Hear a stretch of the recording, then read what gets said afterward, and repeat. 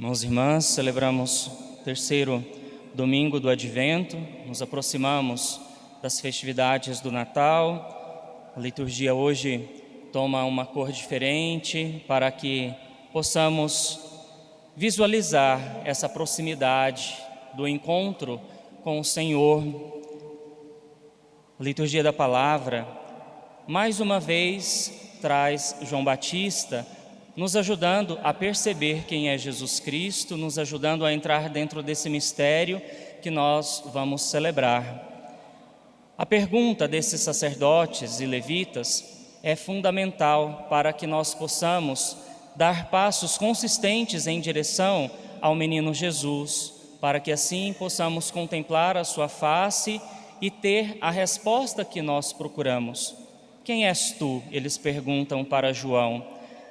É interessante notar que, diferentemente de João Batista, quando os fariseus mandam pessoas irem a Jesus para interrogá-lo, mandam pessoas simples, soldados, enquanto que João Batista é interrogado por sacerdotes e levitas. João Batista tinha um certo prestígio, uma imagem boa diante dos judeus, porque ele era filho de sacerdote. Zacarias, ele pertencia à classe dos sacerdotes do templo. Por isso agora eles procuram João Batista com um certo respeito. Mas tem uma fala de João Batista no Evangelho de hoje que deve nos provocar numa reflexão interior.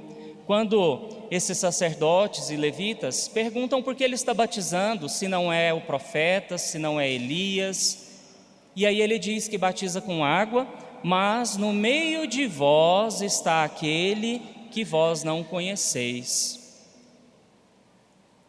Isaías, na primeira leitura, é o profeta do futuro, enquanto que João Batista é o profeta do presente. Ele já anuncia a presença de Jesus, a presença do Messias no meio do povo, enquanto Isaías anunciava a vinda do Filho de Deus. Nesse sentido, nós celebramos o Natal por volta de 2000 anos e talvez ainda não conhecemos esse Jesus que está no nosso meio. Porque se nós conhecêssemos de fato quem é esse Jesus, quem é esse Messias que está no nosso meio, a nossa realidade de vida humana, a nossa sociedade, o mundo, teria uma outra imagem. Porque se nós olharmos o contexto histórico que nós vivemos, nós percebemos o distanciamento do ser humano de Deus. Todos nós estudamos na aula de história da Segunda Guerra Mundial. E quando o Papa Francisco visitou o campo de Auschwitz, ele fez uma fala muito profunda e muito curta. Onde está Deus? Num lugar de guerra, de morte, um lugar onde nós reduzimos a dignidade humana ao descartável, não há lugar para Deus. Por isso, é fundamental que nós possamos pensar o sentido desse advento que nos coloca na caminhada em direção ao presépio. As nossas igrejas, talvez muitas das nossas casas, tenham ali, o seu presépio. No próximo dia 24, a igreja soará os seus sinos, nós voltaremos a cantar o Glória. A imagem do menino Jesus será entronizada no presépio. Mas e aí? 24 de dezembro, 25 de dezembro, oitava do Natal e pronto, acabou. Parece que nós voltamos ao nosso ritmo normal e esse movimento de Deus que nos envolve talvez deixe de nos tocar, porque nós ainda estamos na dimensão do sentimento e não no aprofundamento da nossa vida e da nossa fé. Por isso, o encontro com esse Jesus que está entre nós deve ser um encontro de transformação. O encontro no Natal é um encontro da nossa redenção. Foi isso que Isaías disse na primeira leitura de hoje, quando nós podemos aprender qual é a missão de Jesus. E ele proclama isso no evangelho que nós escutamos na missa da Quinta-feira Santa. Por que que Deus envia? Enviou-me para dar a boa nova aos humildes, curar as feridas da alma, pregar a redenção para os cativos e a liberdade para os que estão presos. contexto histórico em que Isaías viveu é o contexto de escravidão. O povo foi retirado da sua terra, levado para a Babilônia, ali foi feito escravo, ficaram distantes do seu Deus, porque tinham a imagem da presença de Deus através do templo. Hoje os judeus não têm mais o seu templo, só as ruínas. Talvez pela história da sua vida, da sua fé, aprenderam que Deus habita dentro de si. E nós precisamos aprender isso, que o Natal, ele não acontece condicionado a um tempo litúrgico, a uma data do calendário civil e religioso. O Natal, ele tem que acontecer constantemente na nossa vida, a partir desse encontro que nós nos dispomos a fazer com o Senhor. Por isso, é importante refletirmos interiormente. O Senhor nasce no presépio da igreja, e que espaço nós estamos abrindo na nossa vida para que Ele nasça dentro de nós. Próximo Natal não pode ser apenas um Natal do calendário litúrgico da igreja, onde o Senhor nasce e aí, depois da festa da Epifania, nós desmanchamos todos os enfeites de Natal. Tem que ser o Natal da permanência de Jesus na nossa vida. Mas essa permanência, essa presença depende de cada um de nós, porque o movimento de Deus, ele é constante, ele é cotidiano. Somos nós que muitas vezes fazemos um movimento contrário.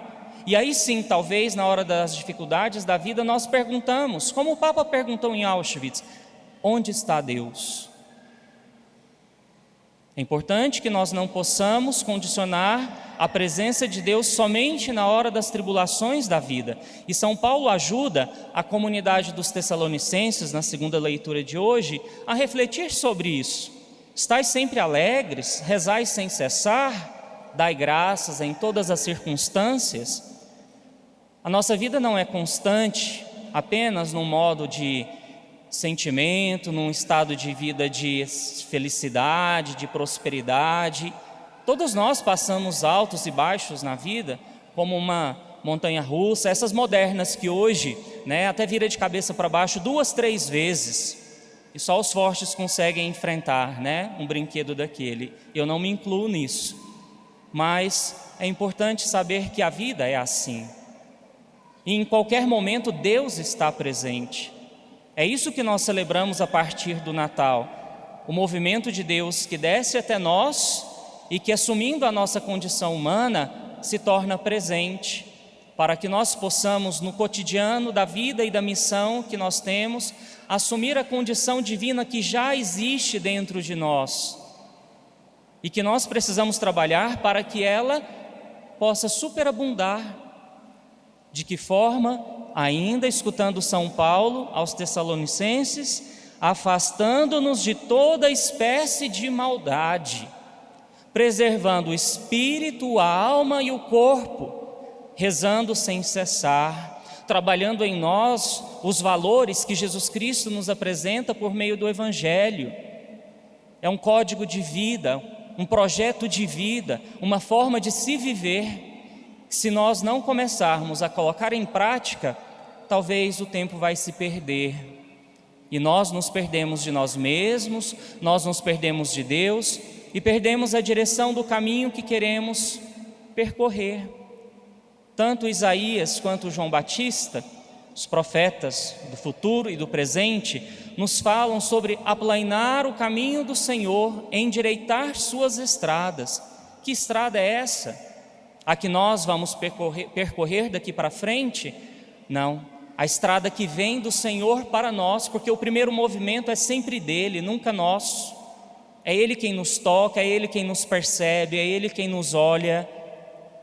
E nós precisamos abrir a estrada que vem de lá para cá, porque senão Ele não nos alcança. É isso que nós somos responsabilizados a partir da liturgia que nós celebramos hoje.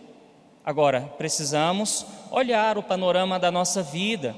Cada um tem uma história, cada um tem um caminho, cada um tem uma profundidade de fé. E é isso que vai ajudar no seu processo cotidiano de endireitar e aplainar esses caminhos para que o Senhor possa chegar e habitar dentro de nós, dentro de cada um de nós. Porque senão, mais uma vez, nós vamos, de fato, cumprir um calendário com celebrações bonitas, uma igreja bem decorada, com cantos bem preparados, mas e aí passou. A graça passa, o Senhor passa e nós permanecemos na nossa miséria humana, nas nossas fragilidades, desconsolados, sem direção. Então nos sintamos confortados por essa liturgia de hoje, que é de alegria e de esperança. O Senhor está próximo. Vamos guardar durante essa semana essa frase de João Batista aos sacerdotes e levitas, para que nós possamos chegar no próximo domingo à noite, no dia 24, com o coração aberto, o espírito pronto para encontrar o menino Jesus. Está no meio de vós aquele que vós não conheceis. Então vamos procurar, vamos preparar o nosso interior para essa grande celebração que nós vamos ter na próxima semana, que é a celebração da nossa redenção, da nossa libertação. Louvado seja nosso Senhor Jesus Cristo. Seja louvado.